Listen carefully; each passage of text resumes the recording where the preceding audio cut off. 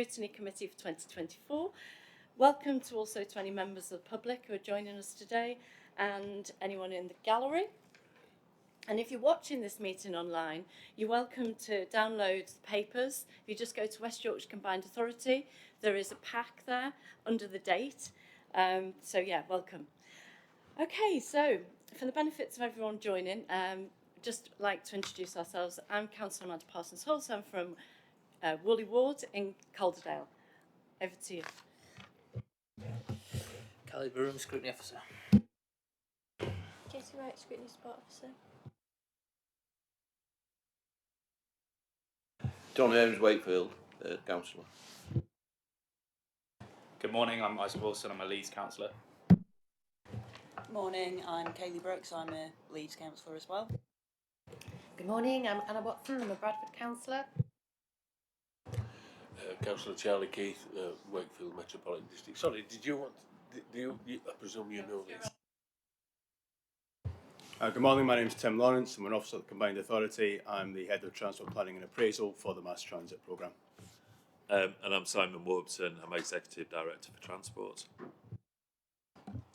Mick Bunting, Interim Director of Transport Operations, Combined Authority. Councillor Charlie Keith, Wakefield. Good morning, Joanne Dodds from Bradford Council, Councillor. Dave Merritt from City of York Council. Harry McCarthy from Corn Valley Ward and Kirklees. Dot Foster, Silverbridge and Calderdale. Councillor Andrew Pinnock, Cleckheaton Ward, Kirklees. Sorry. Thank you, members. Thank you, officers, for joining us. Okay, apologies. Can I ask Katie? Apologies. So we've had apologies from Councillors Oliver Newton, Councillor Wyn Kidger, Councillor Joe Atkinson, Councillor Matt Thompson and Councillor Sabia Khan. Thank you. And possible exclusion of press and public, Khaled? Thank you. Okay, so meeting of the last meeting held with our Mayor, Tracy Braben, on the 1st of December. Can I ask those members who were present who would like to propose those minutes? I'll propose that we accept them. Thank you. And second, Councillor Foster to second. Thank you, members. Okay, Chair's report.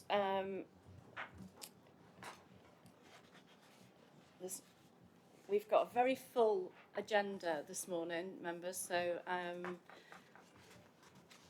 just going to say that we are still in conversation with other chairs around the UK about the scrutiny protocol. I know some of you will be aware that we are having a meeting about that later on Monday. Thank you, Kaylee, for Councillor Brooks for joining me in that. So we'll be, if there's anything you want to feedback, I just want to say it's really important that we do that now, because once it does go live, then yeah, that we need to actually, yeah, we need to be ready for it. Okay, so not going to open a discussion about that now. All right, yeah. Basically, so we've got devolution coming up on the agenda, so we can have a conversation about that. It's very much connected. The way we structure our scrutiny will basically feed into the devolution level 4. Okay. So, next item then, item number 6. Now we've only really got 20 minutes on this, 15-20 minutes. So if I can ask people to just keep the questions quite short, and for also officers to be quite brief if you can, but direct. Okay, obviously as devolution unfolds, scrutiny is really important, as we said, so we are aware that this is going to be a tool for accountability, basically. This committee, alongside other committees, are going to be really important in that process. We've decided to bring this to our meeting today because if you have a look at the papers on devolution, you know, some of the main subjects are housing, transport, including bus, rail, integrated ticketing, active travel, highways, climate, net zero. There's a lot in there, members. So we thought it was important to bring it here today. I'd like to thank your team for producing these papers.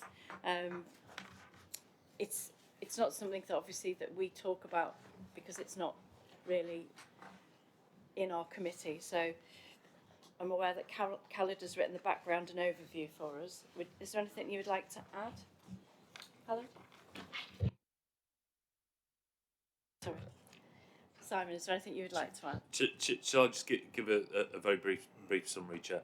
So I think members are all aware of the fact that since we created mayoral combined authorities, there have been a sort of progressive set of discussions and at different points deals with central government all around looking to draw down further devolved control of budgets and decision making down to a city region level. Those discussions had been continuing through 2023, and in November of last year, government set out what it's called a level 4 devolution framework, and it addresses the opportunity for city regions to have additional, largely sort of de-ring-fenced control over a number of different areas, but it does also in turn make certain demands of city regions around models of assurance in particular. And as the table at paragraph 2.7 sets out, there are a number of areas that we can now explore with government around a more single funding settlement, capital funding settlement, that is, for West Yorkshire. A number of aspects around our transport arrangements, including the devolution of the bus service operators grant, which is an area that's of particular interest to us in preparation for bus reform. Additional opportunities to move forward on employment and skills, housing and land, net zero, and also public health. There was a meeting of the Finance, Resources and Corporate Committee last week, which approved in principle an application around the framework, which at this stage is a statement of intent that then allows for further engagement between ourselves as chief officers in West Yorkshire and senior officials in the relevant departments, so that we can flesh out specifically what would the detail of a level 4 agreement look like for West Yorkshire. And I'll pass back to Khalid now, who can just talk through the scrutiny protocol arrangements that are set out from 2.21 onwards. Thank you, Simon. Thank you, Chair. As has been said, the level 4 devolution requires eligible institutions like the Combined Authority to be compliant with the newly published scrutiny protocol. At the Corporate Scrutiny Committee meeting in November, a joint working group of the 3 scrutiny committees was established and volunteers were asked for, and we've got our volunteers, and we have 2 sessions planned in next week and in February. And the plan is to go through each of the key principles on 2.29, page 14, and make recommendations for each one and how the authority, how compliant it is at the moment and what improvements or changes could be made. The working group, is the members on this? Yeah, the members are listed on 2.34. If anyone else wants to be involved, just let me know, email us. If you're available at the meeting dates, they're virtual meetings, so by all means come along. Otherwise, you can feed into me or to any of the members or to the chair of the Corporate Scrutiny Committee. The initial conclusions will be circulated next week at some point, and in order to feed into the final report, and then the final report will go to Corporate Scrutiny Committee for approval recommendations, and then to the Combined Authority, because it's the Combined Authority that's responsible for governance, actually establishing governance and scrutiny arrangements. So that's it really. Happy to answer any questions. If I can just add, if we have a look at that list, we've got 2 of us from the transport and infrastructure, we've got 3 members from corporate, and there's 4 members from economy. So there's definitely more spaces for us to join. If anybody else would like to be involved in this conversation, it's something that's going to be set up for the future. Combined authorities are becoming more, they want to standardise the way that we do this process. So if anyone would like to join, then I would really appreciate more people coming forward from transport and infrastructure. The working group is currently scheduled to meet on 29th of January and the 16th of February, and aims to complete its report and recommendations following that consultation with some scrutiny members and other stakeholders for submission on the 8th of March. It's what? Oh, sorry, the 1st of March. Chairs from around the UK, as I said, are meeting this morning, and I think Councillor Anderson is meeting with those chairs this morning. Unfortunately, I can't be in 2 places. So, if anyone would like to join, then we would really appreciate that. Has anyone got any questions? Councillor Watson. Thanks, Chair.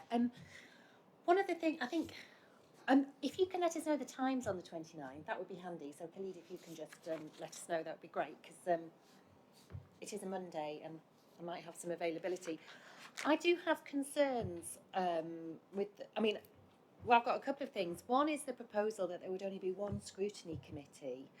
I think we've got the committees, haven't we? We've got the 3 committees, and at the moment we've got 3 scrutinies for those. And I think to allow councillors to be able to build expertise and knowledge in quite a lot of detail on a certain area, I think having different scrutiny committees for the different areas is really important.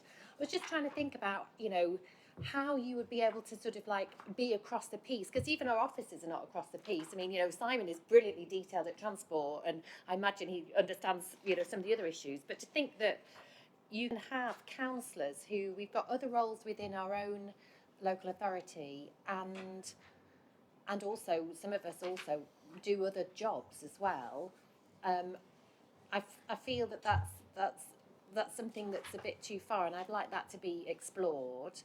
I also feel, I just wondered if there was only 1 committee, it would mean that you'd only have certain councillors that might be able to have the time to do that. So would we be excluding it? It wouldn't be as accessible. Potentially you wouldn't get diversity of thought. It could be, and not to any of you who may be retired, it could only be that some of the people who are retired would be able to join that, because it would be huge amounts of work to stay on top of everything. So I'm just interested to know, thoughts on that, if there's been any sort of conversation on that. The other thing that I'd just like to know, if before kind of WICA would go for the next level of devolution, does there have to be a public consultation on that? So how is the public involved in any decision making that goes on, and is there a role for the public also to feed in about how they think that good scrutiny would look like with a new devolved deal? That's a good question. Does the public even know about scrutiny? I've got a pen in my hand here from the Centre for Governance and Scrutiny, because I went on some training, but until I started this role, I think many of you would agree, not many of our residents are aware that there is this level of scrutiny or due diligence that we do actually have in place. So, and I think there is, unfortunately the media doesn't help, does it? And we would really like it to help, Zoe.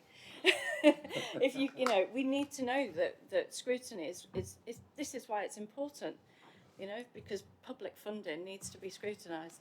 So yeah, thank you for your comments, Anna. Would you like to comment on that, Colette? I was just thinking about the single. It's the number 1 topic for debate on Monday. It's 9:30 the meeting AM on Microsoft Teams. I'll forward details if anyone wants to join. But all the concerns that you've listed are the things up for discussion, as in to avoid. I can. All of it's been taken into account is the point. There are good reasons for why it's being suggested by government and why other mayoral combined authorities like Greater Manchester used to have 3 committees and went back to 1 following independent reviews, etc.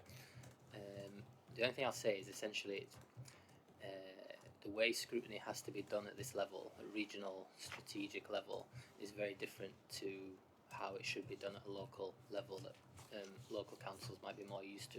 So that's what the government's trying to do essentially through this protocol, is establish that difference and different way of working. But any report that's produced will have all this reasoning in it, and it will all the different options. There's a bunch of different options on that can be debated and will be brought back. Is that satisfactory? Sorry, I was going to say about the public. Yeah. Well, that's a consultation. So, to my knowledge, no, I don't think that there is any requirement for a public consultation. Clearly, at the point that the combined authority was first established, that that scheme was the subject of public consultation. But I think these stages are seen as a continued evolution, in effect, of the governance arrangements across city regions. Thank you, Simon. Kaylee, Councillor Brooks. How much just very quickly, how much more money are we likely to get for affordable housing, and will any powers be removed from councils to give to the mayoral authority to achieve the deal? Because, like, obviously that's not devolution, is it? So that very point has been debated at length. The government has been clear that level 4 deals do not in themselves bring any new money. What they do is to remove ring fences around existing pots of money so that we can use them more flexibly over time, which brings its advantages across a complex city region where inevitably programmes that are set out in, say, a 5-year plan actually change in terms of their timing and their definition as those 5 years wear on.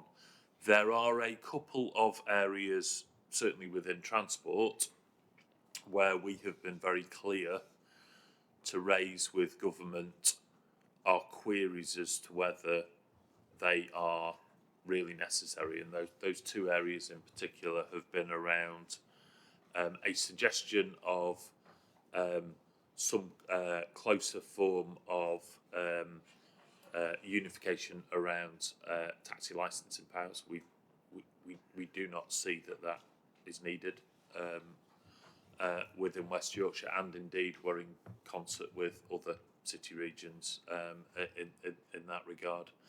And the second area is around the concept of a mayoral direction over highways elements on the key route network. Again, we've got a very close working arrangement in place across the 5 authorities in West Yorkshire, and we write one local transport plan with one set of transport policies, and therefore we also don't see the need for that.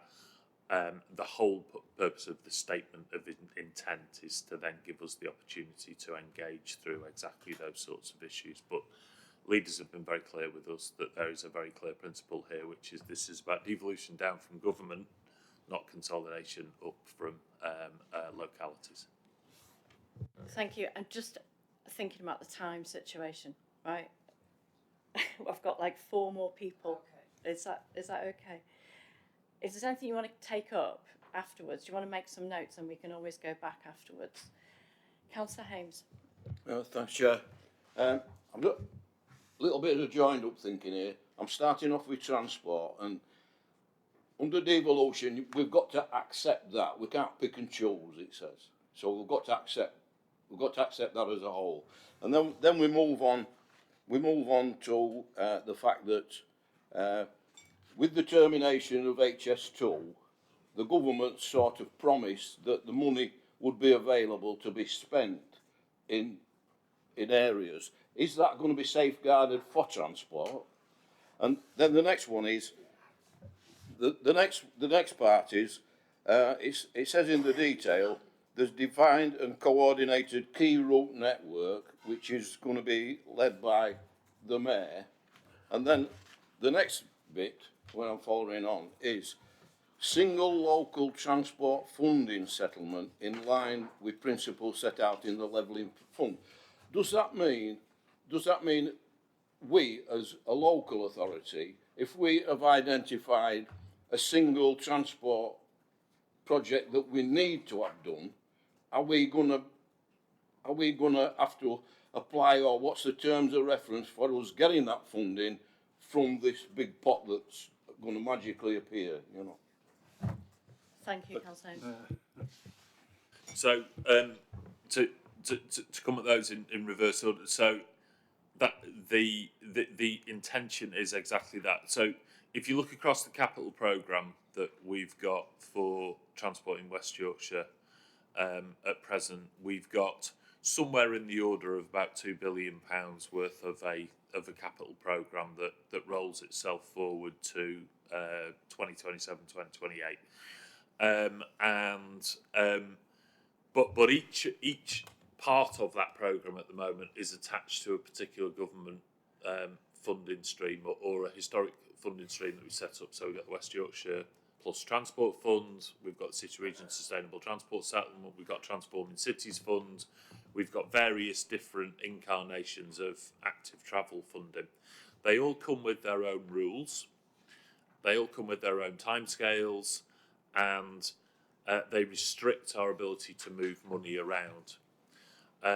The ability for us to move to one single transport capital settlement means that we can then better manage our money year on year to address the issues that most present themselves. So I made the reference before to, if you think over a 5-year or indeed a 10-year capital spending programme, there will be transport schemes, whether they're local highway schemes or other elements, that will have been scheduled to fit with a commercial development, housing development, or whatever it might be. That will inevitably move around in terms of the timescales that it actually happens within. And therefore, if we're able to identify that, move money around so that we can actually spend more of our money up front in a timely way, then that's of an advantage to us. In terms of the question around HS2, so government set out Network North, and there's an awful lot of work that's taking place between my teams and DFT at the moment to properly understand what Network North actually means for us. We know one very significant benefit, which is continued support for the West Yorkshire Mass Transit Programme. We're going to come on and talk about that shortly. We know that there are some very positive statements in there around elements such as the new station in Bradford, but there is an awful lot more work for us to do for me to be able to specifically say to you, I know all of the money is passported its way into transport, and I know exactly what that means for West Yorkshire. Thanks for that, Simon. I noticed Councillor Wilson had his hand up, then put his hand down. You have a question? We're very early in this, aren't we? So, I mean, I've got lots of thoughts, but I'm assuming there'll be more of a chance for us to input later. That's fine. Yeah, thanks. Thank you. Thanks.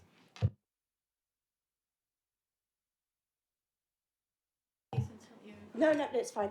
It's just a very, very quick thing. Can you please explain what gain share gateway reviews means in words that can be understood by somebody who hasn't got a clue? Thank you. One of the parts of a previous devolution arrangement that was put in place between West Yorkshire and government was a recognition that the programmes that we are delivering at the moment, partly with local contributions, are improving productivity and therefore return more money back into the exchequer, and we secure an additional funding stream from the Treasury in return for that, and that's what the term gain share comes from. So in other words, UK PLC gains as a result of the productivity benefits that we deliver, and we get a share of that back. Periodically, that arrangement has to go through a gateway review process with central government. It has become quite a bureaucratic process, and we're looking to streamline the bureaucracy around it. Thanks for asking that. Very fond of bureaucracy, aren't they? Okay. Thank you. Looking at the readiness conditions, from your opinion, do you think we're ready? So yeah, I think we do believe that we are. We've got very robust assurance processes in place, particularly around our capital programmes. We've regularly been commended by government in that regard. We have very strong audit and assurance regime in place at a governance level. As well, I think the Combined Authority is now well recognised as an established governance arrangement that understands how to bear risk at a city region level, and we have got some very strong working networks in place with our colleagues in local authorities. So yeah, we do feel that we're ready to move forward. Thank you. Councillor Keith. Yes, thank you, Chair. It's basically probably a little bit of a warning, because everything that my experience with devolution means that, particularly what we've experienced in the last 14 years, is they give you £2 million worth of liability and work and £1 million to do it with. And so it just basically clears their books up and leaves you with a lot of work. What I'm wanting is, and I think particularly on transport, so this is why the scrutiny's got to be quite loaded towards financial and to transport, is because what we need is some benchmarking between different areas like Greater Manchester, ourselves, and particularly Greater London, to make sure that transport is equal across the piece. Thank you. Would you like to comment? Yeah, so it's an incredibly important point. So we want to be very, very clear in terms of what a performance management regime would look like around a level 4 devolution deal. We also want to make sure that it is supported by an ongoing conversation going into the next spending review, whichever government oversees that spending review, that recognises whole life cycle costs, particularly associated with transport schemes. So we've set out very clearly and consistently, and the Mayor and the Combined Authority have as well, that we've seen some really good strides forward in terms of capital funding, particularly for transport over recent years. But the revenue funding regimes, the ability for us to consistently secure funding for what might be the duller elements, like highways maintenance and maintenance of assets, has been much more challenging. Going forwards, we're going to have to get the balance right in terms of a funding deal, so that, as you quite rightly say, Councillor, we aren't taking on an asset liability that we can't maintain into the future. Thank you. I know that this is a little bit rushed this morning, but we will be revisiting this. It's something we will look at again. For those of you who are quite, new to this year, sorry, last one. Is it a quick one? I will be brief. Okay, last one. Three things. One, echo Councillor Watson's comments about the transparency. I think one of the principles for the scrutiny arrangements has to be public transparency and accountability. And I think that should include public speaking rights. It should ensure that there are clear arrangements for public access to documentation. It means that in terms of items that are private, there is always a covering paper that explains what is being, the generality of what will be in the private papers. echo the concern about the single scrutiny. I think the consequence will be, as suggested, that you'll end up with more elderly members, especially if there is no pay that is attached to it. People who are in work, it's just extra commitments, extra time off work. So I think there needs to be that to ensure that there's at least some ability to attend. But I actually think the consequence more likely is actually there'll be less scrutiny because it becomes an unacceptable burden. So I'm very concerned about that. I think that's a fundamental flaw in the existing proposals. Just on my third point, taxis. I agree, I don't think there's a need for centralisation in the way that's suggested in this paper, but there is an issue with taxis. Because of the way that the legislation is now interpreted, you can end up with lots of taxis in your area, as we have in York, which aren't locally licensed. Probably actually the majority of private hire in York are not local. Awful lot licensed in Wolverhampton, private hire licence in Wolverhampton and in West Yorkshire. And that actually makes it quite difficult for us to manage taxi issues in our city. So there are some real issues around taxis, but this what's in here is not the right set of answers. Okay, thanks for that. I think we should make notes of this and bring these things back, if that's okay. Certainly, just to reassure on the final point, we with colleagues in other city regions through the Urban Transport Group are pressing government on that final point. It was a product of the 2015 Deregulation Act, and we are all concerned about it in all of the major metropolitan areas, and it's something that we would like to see addressed. Thanks for that. So, for those of you who are quite new to scrutiny to this committee, there's always been a commitment to review the scrutiny process here in West Yorkshire during the Mayor's first term. So really, this has come at a good time for us all. So thank you, members, for your comments.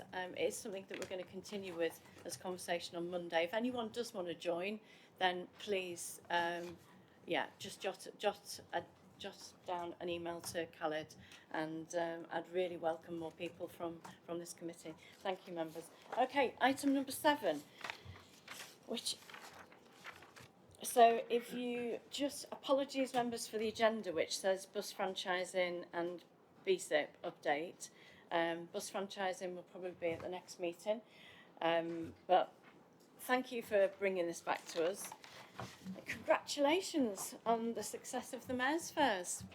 It's only I think I made out it was a 6% overall net gain, but at least it's a net gain. It's good, it's in the right direction. It's not creating a huge modal shift, but it's seeing some positive shifts anyway. So, questions on Mayor's Fairs, right? So, I'd like to invite Andrew Fitzpatrick, who's done all the work on the Mayor's Fairs, to answer some questions for us. Does anyone like to kick off? Anyone like to start? Okay, I'll start.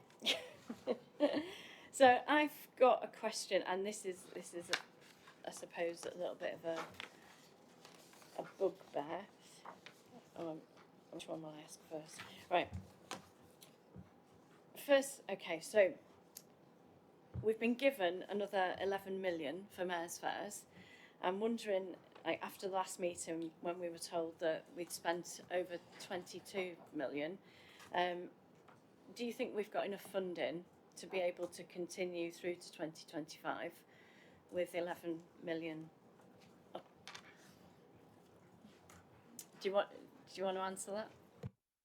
I'll take that one, Chair. Yeah. Thank So yeah, the reason we've done that obviously is to keep in step with the Department for Transport's national scheme, which runs up to the end of this calendar year, December 2024.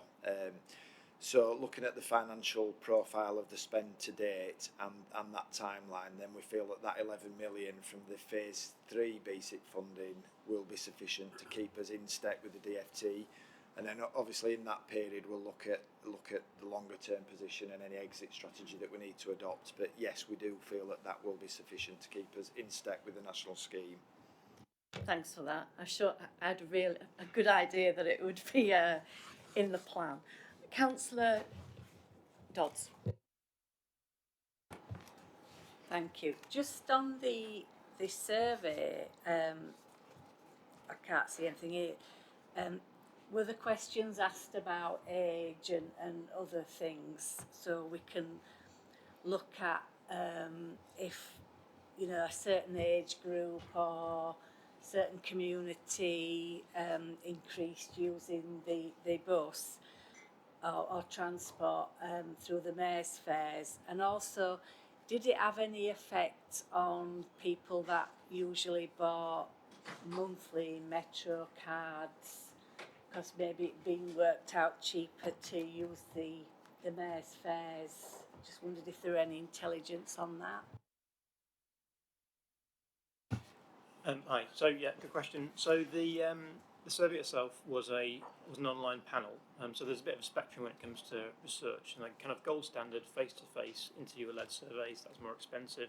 The other end of the spectrum is a Twitter poll or something like this. This is somewhere in the middle. This is an online panel, so this is an opt-in, incentivised panel, a sample of 1,000 people, and it's the sample is aimed at turn up and go adult fares. So that is a 19 to 65 bracket. So the results only cover that age group, and the results are aligned to the census population data we have. So we put quotas in, and we have weighted slightly to account for age, gender, district, and ethnicity, not disability status as we would normally do in other pieces of research.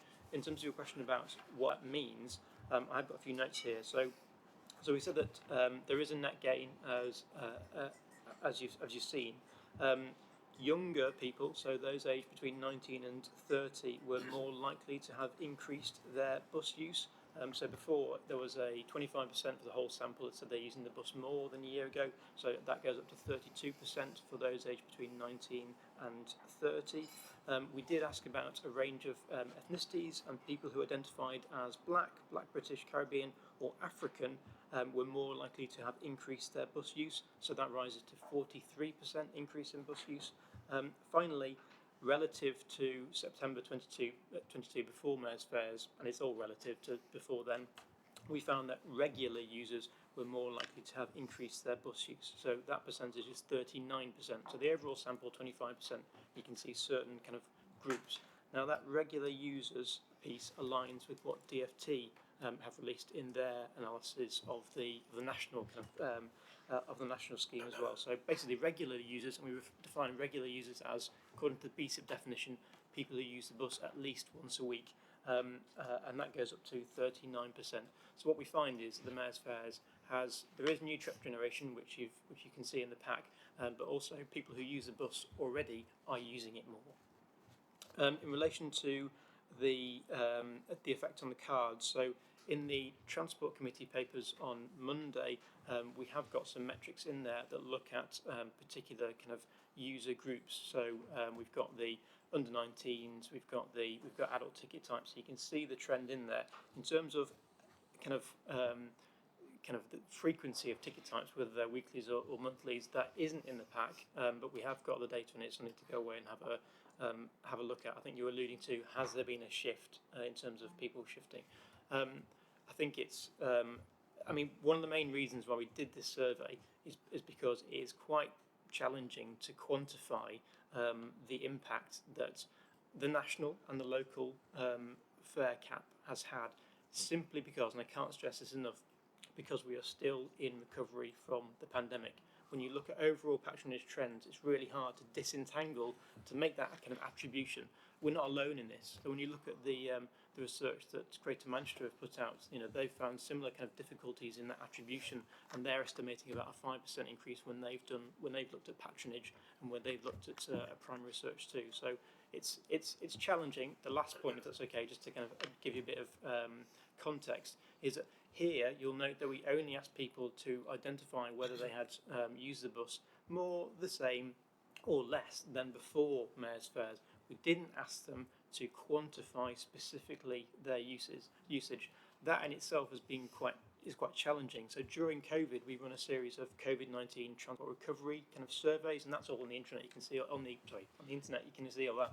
And we did ask people to quantify, like what mode you're using, how many days a week you're using. And as time went on, people were kind of the results were, we found that people were struggling to cast their minds back, and maybe their circumstances have changed since before then. So that's part of the reason that we didn't ask for kind of specific kind of quantities of exactly how many days a week you'd change your usage. Thank you, Andrew. Yeah, post-COVID, we are still living in post-COVID times, aren't we? And I think it's important that we put that into the landscape. Councillor Pinnock. Thank you. One of the advantages of Mayor's Fairs is that if you have become an irregular bus user, you don't have to think about it. It's just £2, so that's easy.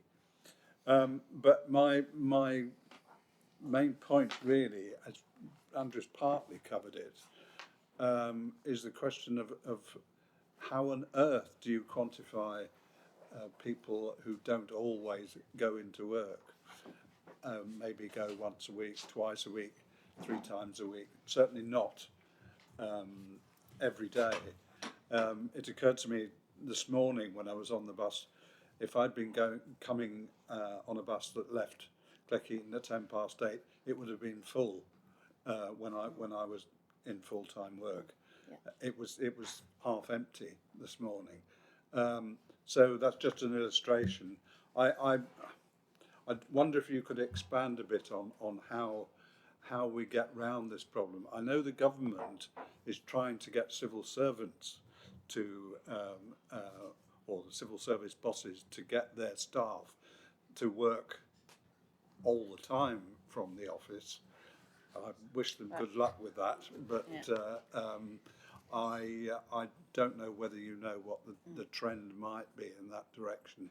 But all I can say is it just throws a huge dollop of uncertainty into the whole thing. Yeah, thank you. And I just want to say as well that it's got to conflicting, isn't it? Because we want climate change, net zero on one side, and then the other side of it is let's all go to work, in offices and stuff. So there's something finding the balance in that, isn't there? Would you like to add anything? I'm just aware that I've got 4 or 5 people. Yeah. Okay. Just a little bit of context then. So can you hear me? This survey sits in alongside a suite of other kind of primary research. So things to watch out for is that we're currently in field work for our annual public perceptions of transport survey. Those results and this year's results will be in the public domain, where we ask about mode and frequency of use. That question specifically had about returning to the workplace, I suppose, or returning to their previous workplace. There are quite interesting results when we've done the COVID-19 transport recovery surveys. We did 8 waves of those, and I think from recollection we got to the point at the end of it where around about 1 in 11 people were effectively saying that they can continually work from home, and the rest of them were opting for more of a hybrid kind of 1 to 3 days, which is kind of what you see in terms of anecdotal evidence when you're travelling across a week. Thanks for that. Okay, Councillor Hames is next. Thanks, Chair. I just want to look at this in a overall manner. The majority of the money has been spent on Mayor's Fairs, and there's just an element of it being a bit of a reward system for people that use the buses. But the problem I've got in Pontefract, the ward in Wakefield, is that I need something more than that to persuade people to stop using the cars. And the fact is, we have a very, very poor system, bus service in Pontefract. We also we've got a congestion problem now in Pontefract. So the buses that are being in service are getting delayed travelling times. So the bus service is sort of collapsing round as ear holes, if you understand what I mean. And I think that there's time for radical changes. I think the majority of the money we're spending should be on improving the bus service. It's a bit of a chicken and egg situation. I think that people would use the buses. I mean, if I were to say to anybody in Pontefract, why don't you use bus? And they say, well, what bus? What bus? And, you know, this is situation. You can't tell when you travelling abroad, for example, the system about ticketing is you can buy a ticket to go on a bus. You can buy it in any shop, and you can get on a bus, and when it runs out, it runs out. So you've got a ticket that you can use, so you don't have to have no worry about ticket. You don't have to buy them online. You just buy one, and when it runs out, it runs out. The next thing I've noticed in some countries, good countries for transport, they have park and stride. For example, in Japan, you just drive to motorway, you park your car and get on an express bus, and you're in Tokyo in half an hour or whatever. You know what I mean? It's radical solutions like that. All right. Is that okay? Yeah, it's okay. You understand what I mean? Yeah. I think we need to be addressing the egg before the chicken. Yeah? Thanks for that, Tone. Thank you. I think you're absolutely right. I think there is a fine balance, isn't there, between affordable transport and reliable and punctual transport, and that's exactly what we've done. And I think the paper sets this out in terms of the allocation of the phase 1 and phase 2 funding in BC, the 77 or so million, that we've got a pretty even split, albeit slightly weighted in favour of mayor's fares, but between that and improving the network. And we are working really hard to do that. We're seeing our first tranche of network enhancements being delivered in next month in February, and a further round of that happening in July, as well as the Superbus schemes that have been delivered in September and further ones to come. So we are really actively working to roll that network enhancement programme out, and it feeds into that point, which I think is a good one. Thank you. Thanks for that, mate. I'd just like to pick up on something that you've mentioned there, because it's really important. You know, you've got the Walk It, Ride It initiative, page 53. I mean, I'd like to know what motivational psychological tools we're going to use to support this behaviour change campaign. You know, would it be useful for you guys if we invited some behavioural psychologists in? We can do that here. You know, we've invited people to the table before. So, you know, if there's anything that we can do to support that scrutiny process, you know, we're not behavioural psychologists. Why would we be? So, yeah, if there's anything that we can do to add. Thank you. I think you're right. Understanding the passenger is key to all this, isn't it? Absolutely understanding what drives them, what motivates them, what's going to push them into that modal shift. And going back on the point about people working less frequently in the office and that hybrid approach, I think that feeds into this desire to get the modal shift element rather than actual numbers. Let's drive the modal shift with a comprehensive, reliable, and well respected and integrated transport system, and that's what we're looking for in our wider plans. We did have a member last year who, or the year before, who was from the Department of Psychology at Leeds Uni, and she brought some really interesting ideas about using apps, make it relevant. It's got to be, I suppose, rewarding. You've got to have that point system that we're all used to. You get so many points, you get on so many buses. You know, it's got to be that level, the carrot and stick. You know, we can't be using the stick. Taking people's parking away is not necessarily the answer, is it? I think. So anyway, yeah, you get me on a rant, but you get where we're coming from. Okay, who's next? Councillor Foster. Thank you. Thank you. Delighted to see that there is a super bus between Halifax and Huddersfield pending, because the 503 is notorious in its failure to actually arrive or depart from Huddersfield and actually get people to Halifax. I have a colleague who uses it regularly and he moans about it on a regular basis too. I'd love to know what exactly is it about this bus that makes it so super? And the other point I wanted to raise was the fact that insurance on cars now particularly for young people, is rising exponentially. And I have a 16-year-old son. I have absolutely no idea how we're ever going to afford to insure a car for him. Is there any way we can capitalise on that unaffordability of driving to get people on the buses instead? Because it makes far more sense. I mean, I'm not in a rush to get him to learn to drive, but you know, the point is that insurance is so expensive now, particularly for young people. Can we capitalise on that? Thank you, Councillor Foster. I'm not sure it's in your remit to sort out insurance, but I don't mean sorting out insurance. But how can we use that as a lever? I mean, it's just one more tool in the box, isn't it, to persuade people to come to into that modal shift element and to come to public transport. I think what we can do, we can't control the car insurance market, of course, but what we can do is make that offer as attractive as we possibly can by being shrewd with the funding that we've got and doing exactly what we are doing. To your first point about the superbus, the optioneering work that we're now doing to ensure that we focus that funding in the right areas for the right routes to transport as many people as we possibly can and get the best bang for the buck as possible out of that funding is absolutely where we need to go. That's the way, and it goes back to the behaviour change point, doesn't it, that we need to make it as attractive as we possibly can for the public to move in, and that those spiralling insurance costs would surely help us with that. Thank you. I've got a question from somebody who has emailed me on the cost. How much would it cost? Let me just get the question together.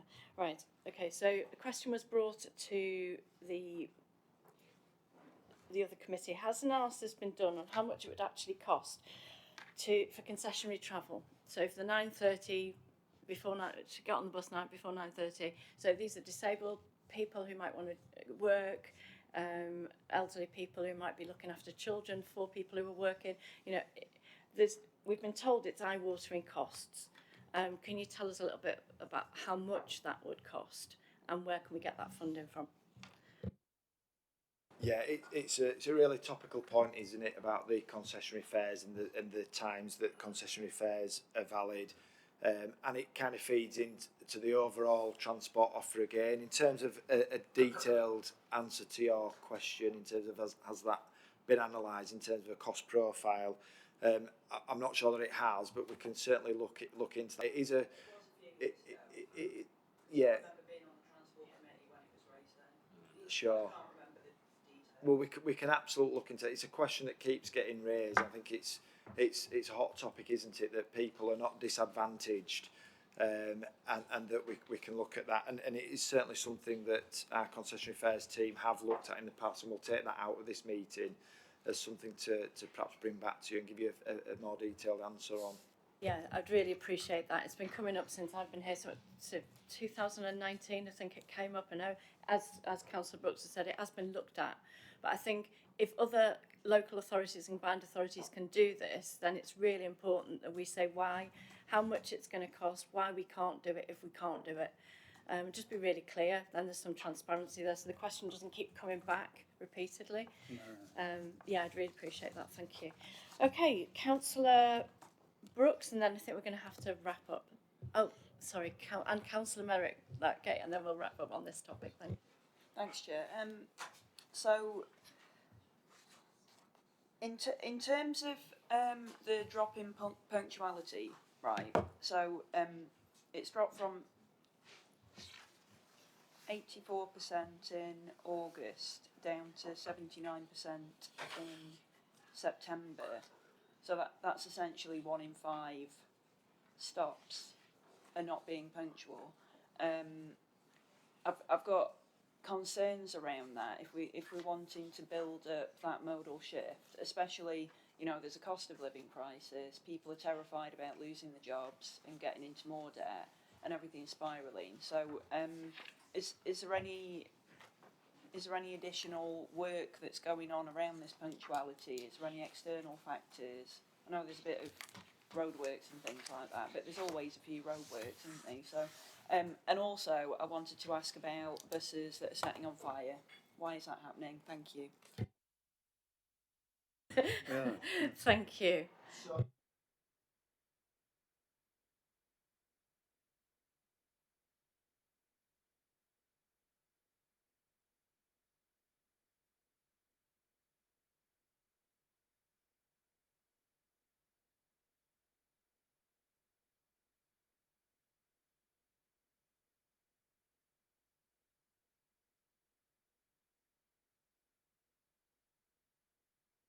Thank you, thank you. What we can say is that we work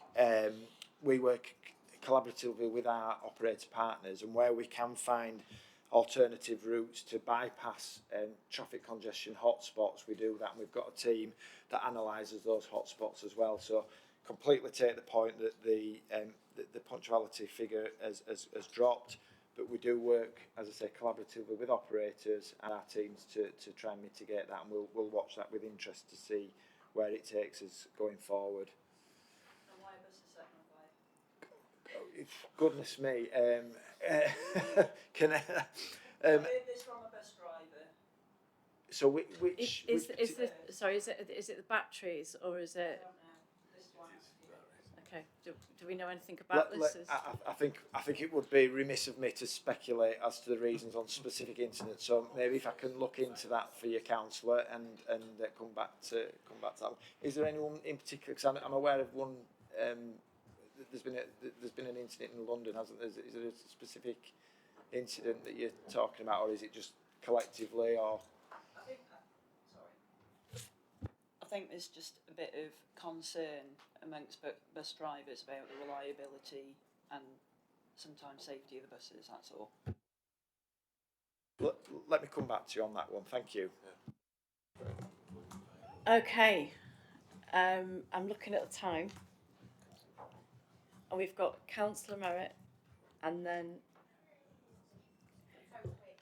Are you sure? Okay. And then we'll have to wrap up on this topic. Okay, Councillor Merritt. Yeah, can I ask about the proposed allocation of the additional Phase 3 BSIP in Table 2?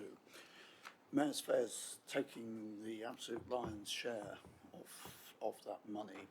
Is that simply driven by the cost of the existing scheme and not adjusting the fares for inflation, which presumably this is probably the last year that you're going to be able to sustain it at that level, otherwise you just simply won't get enough future allocations for it. So that raises one set of questions. The other set of questions, in terms of cost benefit,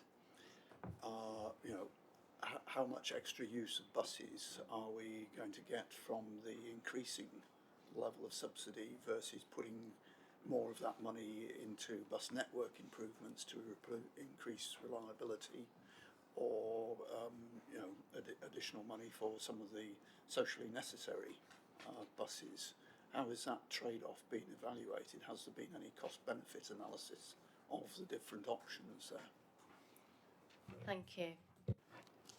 Thank you. Yeah, good question. So in terms of the reimbursement on the mayor's fares, so we've got a reimbursement model that's done an analysis of the first year of the fares and putting that next to the shadow fares. That's the model that requires the 11 million out of the Phase 3 to keep pace and keep in step with the national DFT model, as I explained earlier. So it's a key priority of ours that we do that, and we maintain that £2 maximum fare for single journeys in West Yorkshire. In terms of the cost benefits analysis point on the network, I believe as I said earlier, the BSIP funding there's slightly more gone into fare subsidy, but we do have a significant chunk of that going into our network enhancement Superbus and the BSIP Plus element. And we're conscious that we'll continue to roll those network enhancements out, and we'll continue to evaluate the benefits of that across the piece with the fare. So it's still in quite early days, being launched as Mayor's Fares in September 22, I think it was.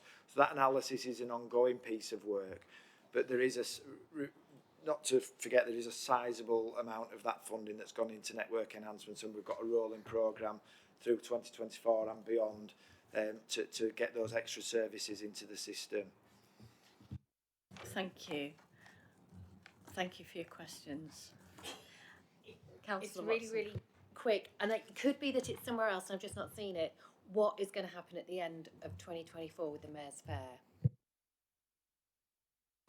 So that's something that we and my colleagues who oversee the fair will be working on in terms of an exit strategy that will work for the passenger, that will be sustainable going forward. I can't give you the detail on that at the moment because we don't have it, but it is a key question that our teams have got. We've been really mindful of the fact that at the end of this period we've got a challenge to maintain a sustainable fare going forward for passengers. It's a key piece of work alongside the cost benefits analysis that I've talked about, that we ensure that we've got a sustainable position for passengers, and something that will keep that modal shift trend going in the direction that we want it to. So I can't give you the detail on that yet, Councillor, but I can give you the assurance that it's a key piece of work and we're mindful of it. That's great, thank you. Okay, so let's move on to our mass transit item. I'd like to thank Tim Lawrence for joining us today. So, can I first check if there's anything that you'd like to add to the report, Tim?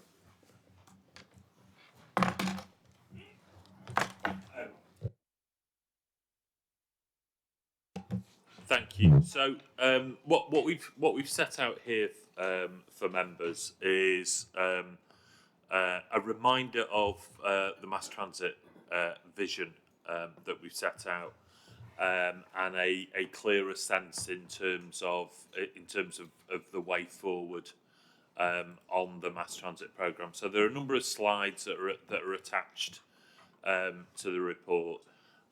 They set out very clearly that the mass transit programme that we're bringing forward is a key component of our overall integrated transport proposition, and clearly, as referred to in the last item, that overall proposition will start to come together over the coming weeks as we reach the end of the process to consider our options around bus reform. We've had significant national support for the mass transit programme. So back to the conversation that we had before around Network North, that has continued to identify West Yorkshire mass transit as a national priority going forwards, and we do benefit from significant development funding for our initial programme. Where we're focusing our efforts at the moment is around the first phase of the mass transit programme, which is in that triangle of territory between Bradford and Leeds city centre, at the top of the triangle, to the south of Leeds, then and through to Dewsbury, and then looking at what the right form of rapid transit connection is between Dewsbury and Bradford as well. We are confident that we've got a case to bring forward on those two principal mass transit corridors from Leeds to the south and onwards to Dewsbury, working to a timetable at the far end that coincides with the housing growth proposals that are proposed in Kirklees, and between Leeds City Centre and Bradford City Centre. We are currently working up the first stage of a detailed business case, and we're expecting to bring that business case forward to the Combined Authority in March, with a view to us then moving into a first stage of consultation in the summer of this year on those two corridors. I'll leave it there, Chair. Thank you, Simon. Yeah, I'm aware that Luke's not here today; he's away on leave. So yeah, thank you for stepping in, and yeah, thank you for joining us, Tim, as well. Okay, has anyone got any questions? So I've got Councillor Watson, and then Councillor Merritt, then Councillor Wilson. Harry, did you have your hand up? Yes. Yeah. Councillor McCarthy, and then Councillor Hames. Councillor Watson, would you like to kick Thank you, Simon. I just want to be convinced, sorry, that I want to know why an excellent connected electric bus network that has priority on the roads would not give us what we needed for modal shift and a brilliant public transport experience and offer. And would that not be the fastest way to deliver this and decarbonise? And why does it have to be packaged in and called mass transport when is that just because there's money there and it's mass transport, or is it that a brilliant connected bus network can deliver this instead? And does that make sense? It makes perfect sense, and the answer is we need both. We absolutely need a step change, both in terms of the quality of vehicles on the bus network and also the level of the service that we can offer. And of course, those are the aspects that we've been looking at through consideration of bus reform.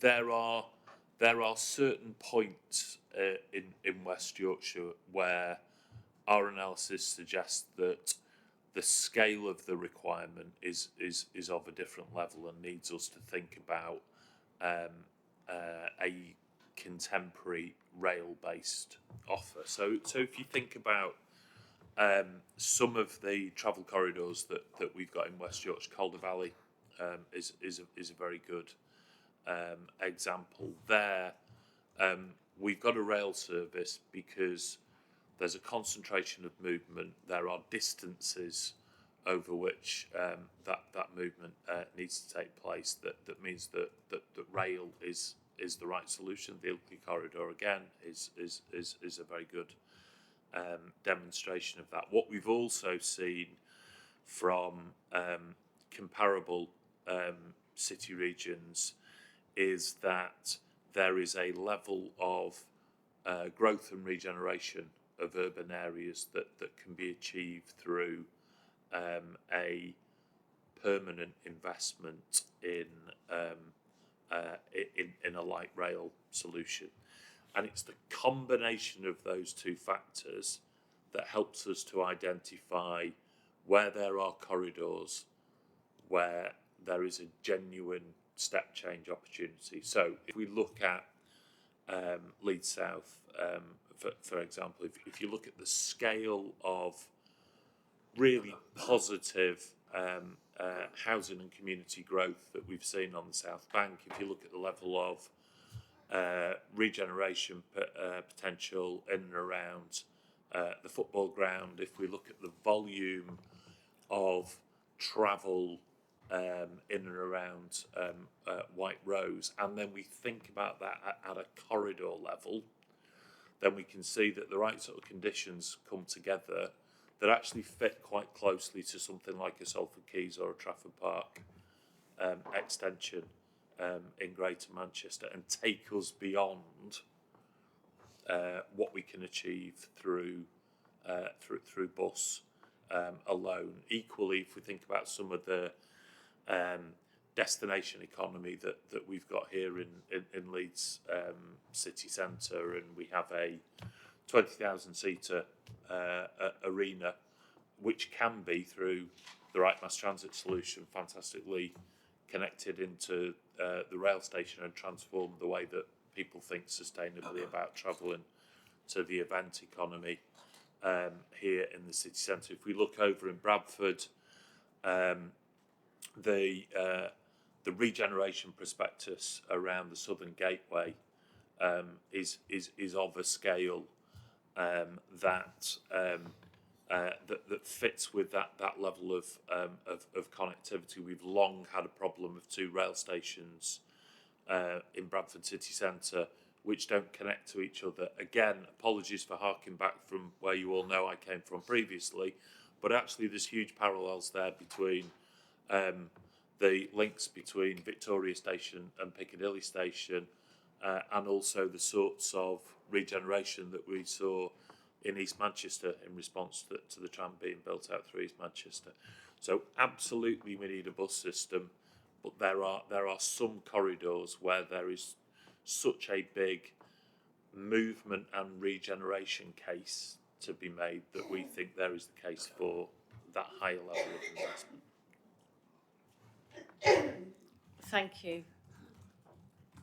Yeah, just quickly, there's also I think it's a 35% urban development uplift that's been put on various cities around the country, which by its design is going to mean that we need to look at increasing density in urban environments as well, which then it obviously supports mass transit a lot better than buses. Thanks for that, Councillor Brooks. I suppose we bear in mind most transport projects are very rarely done on time and in budget. So what have we got in place that will? I mean, are we going to say up front, there's no way it's going to be on time and in budget, or are we going to say yes, it absolutely will be? So the last mass transit programme that I was involved with in Greater Manchester was delivered on time and to budget. And that was achieved by a really strong delivery model. So what we are focused on in that regard is making sure that we've learnt the best from other programmes that have taken place. That we are very clear and we are not heroically ambitious in terms of the timescales that we take on, but that we're also very clear up front that there are significant capital costs associated with light rail, and we don't duck from that. Yeah, we're confident that we understand the conditions that we need to put in place to keep ourselves on time and on budget. Thank you for that reassurance. Okay, next we have Councillor Merritt. Yeah, it's sort of continuing from the previous question. Obviously, fully understand the point you're making about the potential corridors for mass transit, but I'm just trying to understand in terms of the two links to Dewsbury, particularly the western one up to Bradford. Is there genuinely the volume that would suggest that those are actually suitable for mass transit as opposed to conventional transport solutions? I certainly understand the point about South Leeds, but it's going beyond that, and you know, we did have the awful example of what happened with the tram in Sheffield, where trying to meet social objectives by the routing didn't actually deliver the volume that made it actually work commercially over a long period of time. So in the context of that corridor, no, we've worked closely with the two councils. There's a mature relationship that recognises that certainly at any planned level of development between Dewsbury and Bradford, there isn't the density of demand to make the case for a light rail level of connectivity. Nonetheless, there is the need, and this comes back to Councillor Watson's point before, for a vastly improved bus connection. Part of our mass transit programme as we go forward will be to make sure that we we are not looking to roll out trams everywhere simply for the sake of building a tram. We've seen from elsewhere, whether that's again in Great Manchester with the Lee Busway, or in Belfast with the glider bus system, the Cambridgeshire busway, that there are some fantastic busway schemes that can really contribute to an urban transport offer as well. So we're absolutely clear that the advice that we bring forward to you as members and as the combined authority will always be based on what we think is the right solution on a place-based approach. Thank you, Simon. Next question, Councillor Wilson. Thank you. One general question which I sort of raised before, or comment really, I suppose, is just that, you know, there's that kind of scepticism about, you know, will this really happen, etc., etc. And just to kind of, I'm sure you've got this in your mind in a way, but for many of us politicians, I think it's just a case of anything you can do to make this case as strong as possible and speed it up and anything like that, so we can get the spades in the ground as soon as possible. I know that's what you're doing, so I guess I'm just saying all power to you as well on that front. Briefly, just on North Leeds, which is my area.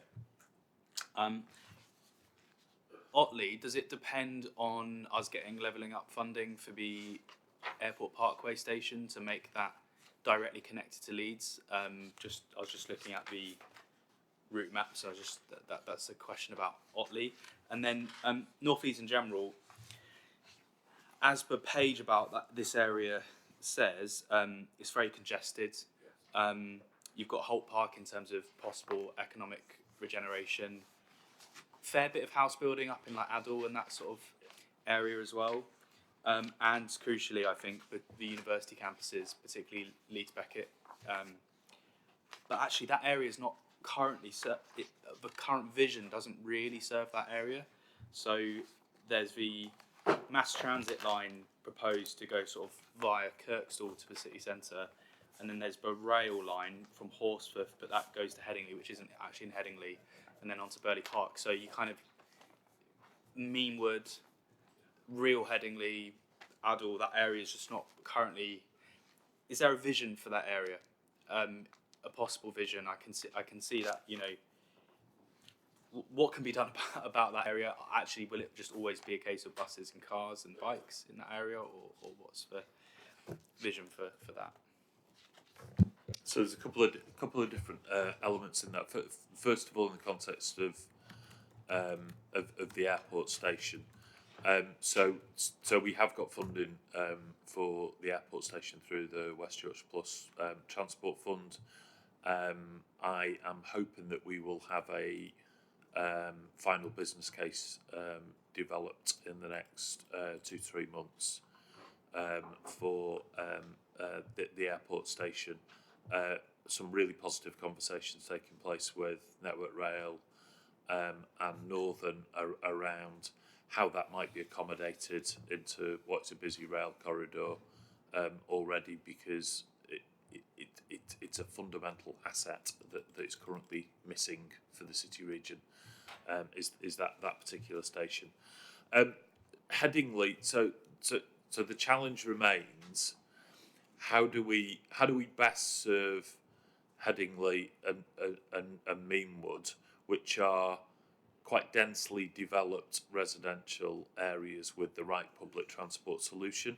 I think the right public transport solution, I would advise for some time to come, is bus, but it needs to be a far better marketed bus system than we've got through there at the moment. We need to continue to look at how we can protect bus journey times through those corridors, and we definitely need to make sure that we've got the right corridors to protect active travel in from Headingley and Meanwood as well.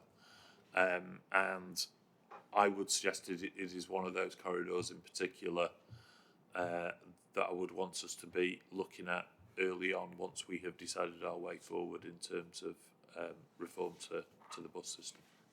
Do you want to just come back on that quickly? Thank you. Yes, agree with the proposal for elevated light rail. I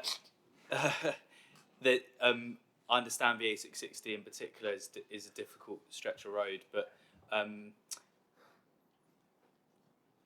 and we have increasingly some of the best cycling provision in the country, and a decent bus service.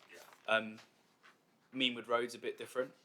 There's probably more space around Meanwood Road, and it doesn't have cycle lanes, etc. Any chance of? I think the trams probably ran up there back in the day. I think they ran up to Lawns Roundabout back in the day. Any chance of getting something on Meanwood Road? Do you think that being factored in, or is just not going to be possible? So I think there's two issues here. So firstly, the first thing that we need to be able to do is to bring forward the basis of a mass transit system to West Yorkshire.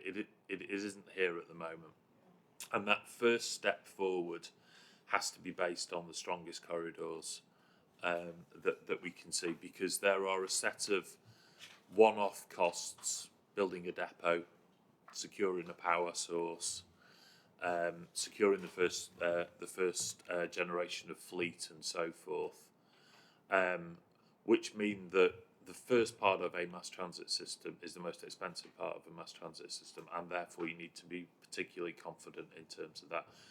I'm very focused right now on turning that into a reality. If we can get that into place, then we can start to have, genuinely well organised conversations in terms of, from the vision that we've set out there, where do we best take ourselves next. But what I don't want anybody to feel is that means that there are only two corridors that we are interested in West Yorkshire. No, they are two corridors that we are interested in promoting a mass transit, a tram system through in the first order. We are interested in every travel corridor in West Yorkshire, and we want to be able to pursue, once the Mayor has given us her indication in terms of which direction she wants us to go, a transformation of the bus network that means that we can do that across the piece, and that's got to be critical in terms of the next decade that's ahead of us. Thanks for that, Simon. It's really important. We're just still at the beginning, aren't we? We're still at the phase one. We haven't even put our spade in the soil. So that sort of leads to a question I wanted to ask about future-proof. And obviously the technological advancements that we're seeing right now, that are being developed, are being evolved. Is there any way that we can be more agile so that when we do put this into play, then we can use the absolute latest technology that is available? So I suppose what I'm saying is it might not be electricity by the time we get there in 10 years' time. It might be hydrogen. That's what I'm asking really. So we're definitely looking at all technology options as part of our first phase of work to look at fleet. The advice that I'll probably bring forward to you is that I'd quite like us to be about the third adopter of something rather than the first adopter of something. We've set out very clearly in the documentation that we put round that we want to bring forward a mass transit system which is as supportive to the communities that it serves as possible, as supportive and sensitive to the places that it serves. So where we're able to minimise the amount of structures that are needed, for example, we definitely want to be able to do that. We definitely want to be able to make sure that we're really testing the extent to which certainly batteries can play a role in minimising the level of overhead line, for example, that's needed. But at the same time, I want to make sure that we're bringing proposals to you that I know are deliverable, and it'll be striking the right balance between those. Thanks for that. Okay, Councillor McCarthy. Thank you, Chair. Sort of two brief comments. The first one was looking at kind of the mass transit vision. It does sort of, if you look at my area, to be a bit parochial for a second, it sort of like stops in Kirkley, south of Huddersfield. And I appreciate that the geography is difficult to introduce a scheme like this there, but just to make sure that we are sort of integrating these projects with existing public transport links to make sure it brings some kind of benefit to people in outlying areas. And the second one was going back to sort of echo comments people have made, but also go back to the previous item where it said of people that don't use buses, 75% would never give a thought about it. Just kind of making sure we're focusing on sort of people like that, because there's always a worry with projects like this that they just compete with existing public transport, and they sort of, the people that use them will be the people that would have used a bus or a train instead of this mass transit scheme. So if we're going to sort of focus upon kind of like delivering that behaviour change and getting those people using it, so designing it with those people in mind. Thanks for that, Harry. Yeah, it's a massively important point. So we know that rail and light rail are the most successful modes at transferring people out of cars. But we've also been very clear in terms of focusing on corridors that aren't about cannibalising bus routes. If we've got a successful bus route, what we want to be able to do is to support that bus route and see how we can get it to perform better. Because you're absolutely right. In terms of Kirklees, and in one sense, it's really regrettable that the mass transit vision document just talks about mass transit, and it's been around for a while, and it's not necessarily quite how I would have necessarily suggested that we present it, because if you actually think about that corridor through to Dewsbury, then we are about to replace the bus station in Dewsbury. That's in our capital programme. That will be happening this year. That will take us into then where we are in terms of a reformed bus market and how do we want to look at the bus network that feeds into Dewsbury. At the same time, Dewsbury is also then going to start to benefit from some of the early improvements in terms of Transpennine upgrade, which then takes you through to Huddersfield, where of course we're now looking at what can we do to improve the Penistone line. So you can start to see that there are a number of parts that come together, all of which are about a better connected Kirklees, and I can tell the same story in other places. And that's the danger if we just look at a map of a mass transit system or indeed anything else in splendid isolation. We've got to talk about the integrated transport proposition, because I think it is genuinely certain to come forward in all parts of the conurbation. Thank you. We've got about 6 more minutes left. Councillor Hames? Real quickie. Stop studying too much. Just hurry up and install a light rail tram system. Make sure it goes to Leeds Airport, where it costs you £70 a week to park your car, and goes past all the hospitals, especially Pinderfields, where it costs you an arm and a leg to park, and get it installed as quick as you can. And do the work on the corridor, and if there's anything in your road, just knock it down and just get your lights. There's no such thing as an electric bus. There's battery operated buses. The only thing where you've got a true electric vehicle and you're going to stay green is light rail or tram. Thanks for that, Councillor Holmes. There you go. If you didn't know what to do, then we've had some top tips. Okay, Councillor Foster. Just very quickly, I mean, I'm just looking back into history a little and the demise of the tram systems that we had, and Beeching's cuts to all the local railways that we used to have. How can we make sure that what we are proposing doesn't suffer the same fate? Thank you.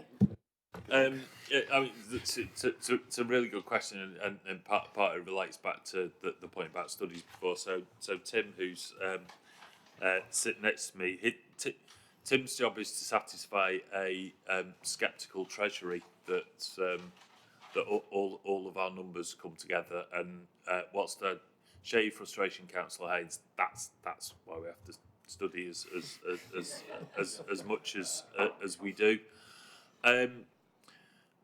There's a real relevance between the corridors that we're bringing forward and the development that's happening around West Yorkshire. So they fit from an economic perspective, and you can see that the demand in the future is only going to grow on the back of that, and that gives me confidence for as long as anybody can project forwards. That we're building them in the right place to stay there. Thank you. Just to come back to report, that you stated in the report, item 4, that there are going to be some main challenges to overcome in the years ahead, and you intend to overcome some of these challenges through the risk assessment. Do you want to talk about some of those challenges now? Thanks. Certainly. So there are a series of process challenges that we need to get right. So we set out in the slides a timeline that lies ahead of us. That timeline will require us to be able to secure funding and powers from central government and national processes in a timely fashion. And so we're working very closely. We're just putting in place actually a new co-sponsor arrangement with DFT and Treasury, so that they've got the earliest understanding of where we are going, our case, and what our case needs from national processes to address that. We recognise that in order for us to meet the standards that we've rightly set for ourselves in terms of being sensitive to the communities and places that we will deliver through, we need to be able to undertake really thorough consultation exercises at the stages that we do, and we need to be ready to respond to what will inevitably be some challenging issues that will be raised at times by adjacent communities. And again, we're looking ahead to make sure that we've got the right conditions in place in that regard. We need to be on top of our costs all the way through, and so we're drawing on expertise from all of the recent light rail programmes around the country to make sure that we are best on top of that, and we need to be on top of our delivery capability. So we're starting to build a corporate maturity model that means that we are ready, not just with the project management skills that we will need, but all of the back office capabilities, all of the legal capabilities and so forth that we'll need at each of the stages ahead. So these are the sorts of key aspects that we're looking at across our risk management approach. Thank you. And if you think there's anything that we need to be looking at in Scrutiny, please do come to us. Thank you, everybody. It's been really good, really interesting meeting today.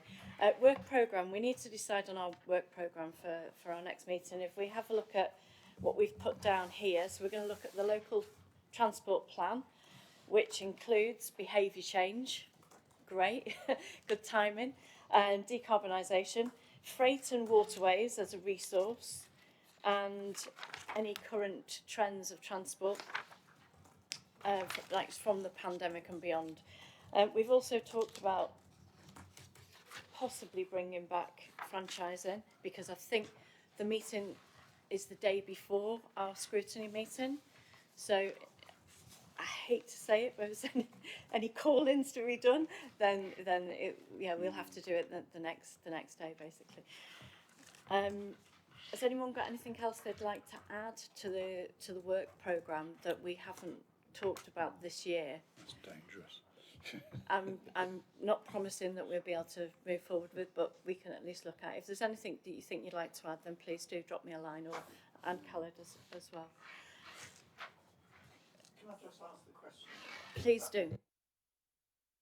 If there's that sort of awkward timing issue over the franchising, is it would it be sensible to see if we could actually move our meeting a little bit earlier so that we can actually pre-scrutinise rather than have to do a job? we have looked at bus franchising before. It's not the first time it's come into us.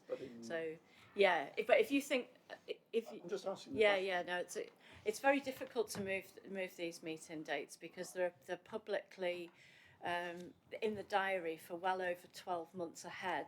So, and officers are working to those deadlines really. So in terms of scrutiny, the process would be, it would go to the combined authority and then it would come back to us to scrutiny the next day. But it's a very valid point, Councillor Merritt. You know, there is something to be had in pre-scrutiny of these decisions, absolutely. And when those papers come through, I would really urge members to have a look at them really in advance. You know, they will be out there. They're going to be on the website. If we can make sure members have got the papers for the franchising item, that would be great. Yeah. So yeah, it's a really good point. Thank you. Second question. Yep. The LTP, obviously, absolutely crucial thing, and it's coming down the track. Can I just check that again in terms of our meeting time? You know, how well developed will be the work? Are we able to actually input at the right point from the actual development of that plan point of view? Yeah, as far as I understand, the LTP is going to be exited at the end of the year, so we are well in advance. We were having our meeting in March, aren't we? So we can pre-scrutinise that. It's a really good point. Thank you for that. Okay, so I'd like to thank all of our officers and members for attending today, and a special thank you also to Katie and Khaled for all the hard work that goes on behind the scenes. And thank you for bringing your inquiring minds, members. This is really useful. It's really useful to have fresh eyes on these subjects. So our next meeting is on the 15th of March at 10 o'clock. And if you can be on time, that would be fantastic. So we haven't got to do the meeting twice. That would be great.